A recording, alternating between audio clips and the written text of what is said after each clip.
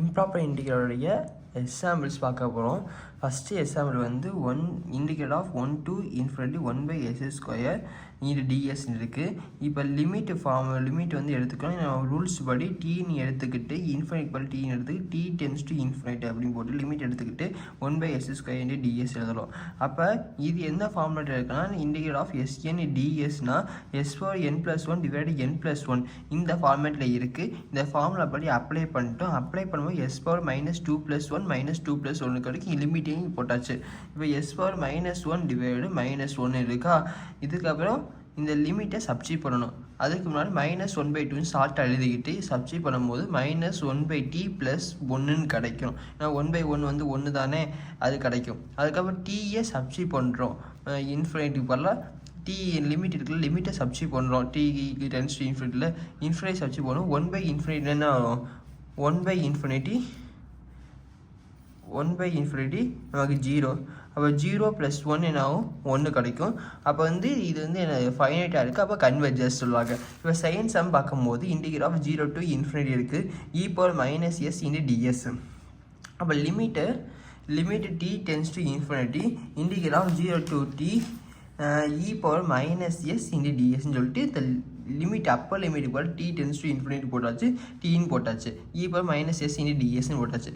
e⁻−s divide -1 ஏன்னா எப்பவுமே இந்த மாதிரி பவரில் இப்போ -s இருக்குது. ஏன்னா e⁻s தான் ஃபார்முலா. e⁻s இண்டிகேட் பண்ணால் e⁻s. ஆனால் e⁻s போல் இன்னொரு e⁻−s இருக்குது. அது -s எக்ஸ்ட்ரா இருக்கிறதுனால -1 கீழே போடணும். இதே மாதிரினா எப்பயுமே இப்போ எக்ஸாம்பிளுக்கு வேறு ஏதாச்சும் ஒன்று இருந்தாலும் நம்ம வந்து என்ன பண்ணணும், ஹையஸ்ட் இருந்தால் கீழே டிவைடில் போட்டுடணும். இது நம்ம காமனான ரூலு. இதுக்கப்புறம் t tends to infinity substitute first லிமிட்டை சப்ஸ்டிட் பண்ணிக்க e⁻−t அது -e⁻−t இருக்கும். -e இந்த மாதிரி இருக்கும். இதில் நம்ம சப்ஸ்டிட் பண்ணுறோம். ஃபஸ்ட்டு டீயை சப்ஸ்டிட் பண்ணுறோம். எஸ்ஸுக்கு போல டீயை சப்ஸ்டிட் பண்ணுறோம். Upper limit lower limit substitute பண்ணக்கப்புறம் e⁻−t கிடைக்கும். e⁻−tனா e⁻t லிமிட்டை சப்ஸ்டிட் பண்ணும்போது t வந்து இன்ஃபினிட்னால இன்ஃபினிட்டி சப்ஸ்டிட் பண்ணுறோம். e வந்து 0. வந்து 0 வந்து 1. e⁻−∞ வந்து 0.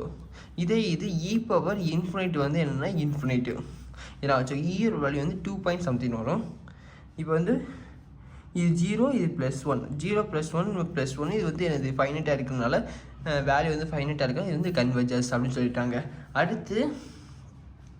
அடுத்து லிமிட் வந்து 0 to infinity இருக்குது. 1/a² + s² ds.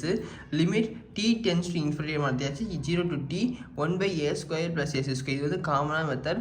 t எடுத்துக்கோ. t tends to infinity 0 to t வரும். 1/a² + s² இருக்கும் ds. இப்போ ஃபஸ்ட்டு வந்து என்னது இது வந்து இது இன்டிகிரேஷன் பண்ணும்போது நமக்கு என்ன ஃபார்முலானா 1/a × tan inverse of s/a அப்படிங்கிற சொல்லிட்டு இருக்கும். அதுக்கப்புறம் அதோடைய லிமிட்டை அதாவது இன்டிகிரேட்டோடைய இதுக்கு இன்டர்வலை சப்ஸ்டிட் பண்ணணும். அப்பர் லிமிட் லோயர் லிமிட் சொல்கிறோம்ல, அதை சப்ஸ்டிட் பண்ணணும். tan inverse t/a tan inverse 0ன்னு கிடைக்கும். இப்போ 1/a இப்போ லிமிட்டை சப்ஸ்டிட் பண்ணுறோம். t tends to infinity இருக்குல்ல, அந்த இன்ஃபினிட்டி சப்ஸ்டிட் பண்ணணும். tan inverse of infinite tan inverse of 0 கிடைக்கும். இப்போ tan inverse of infinite அதோடைய இது ஆன்சர் வந்து என்ன கிடைக்கும்னா டேனோடைய இது உங்களுக்கு இது தெரியும். tan π/2 = infinity தெரியும். அப்போ π/2னா tan inverse வந்து infinity வந்து என்னது இது π/2 தெரியும். அதே மாதிரி tan inverse of 0 0க்கு 0 தான் வரும். 0 டிகிரிக்கு 0 தான் வரும். அதனால் பிரச்சனை இல்லை. -0. இப்போ வந்து 1/a இது π/2. அப்போ 1/a × π/2 இது வந்து ஒரு வேல்யூ கிடைக்கலாம். இது வந்து கன்வெர்ஜஸ் அப்படின்னு சொல்கிறாங்க. அடுத்து 4th சம் வந்து